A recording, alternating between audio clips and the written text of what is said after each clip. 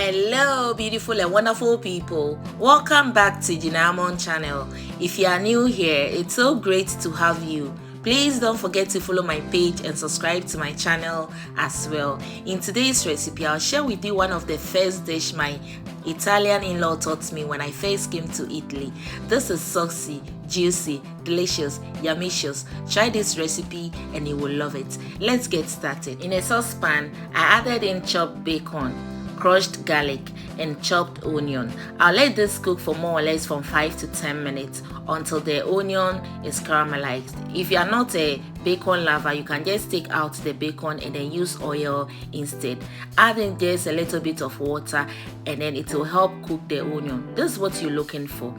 Something like this, a caramelized onion like this. So I'll set this aside and let it cool. Whilst it's cooling, I'll add in my minced meat to the bowl. I'll then add in the caramelized onion once it's cooled, it has cooled down. I'll then add in egg, chopped parsley, vegetable seasoning, black pepper, salt. So for the salt, because of the bacon, be careful of adding in salt. You do not want to add in much salt in here. I then added in milk, breadcrumbs and grated cheese, grated Parmigiano cheese. So I'll mix these ingredients together till well combined. Make sure you give it some time and make sure you mix it till everything is well combined. I'll then list the exact amount of the ingredients that I used in the comment section or in the description box below. After I placed a parchment paper on a board and then I spread some of the minced meat on it. I divided it into 2 equal parts, spread it half at it down, and then I then went ahead and placed egg in the middle. You want to bury the egg. So once you've done with your eggs, add the rest of the minced meat on top of it and make sure it's well covered.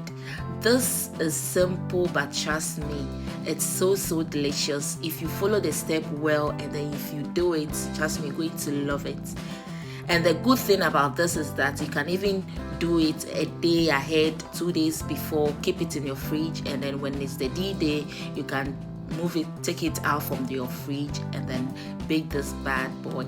So I'll go ahead and level it, make sure everything is smooth with my fork as demonstrated in the video, and then I'll bake this bad boy at 175 degrees Celsius for 15 minutes.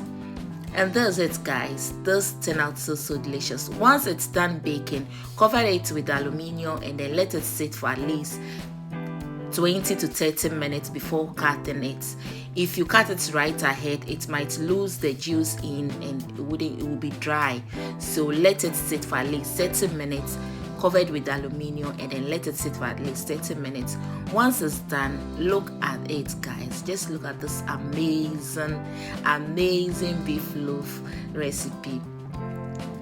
I hope you really enjoyed watching this video. Why don't you give me a credit by giving this video a thumbs up, share, comment, subscribe to my channel if you haven't already, follow my page, and guys, just look at this.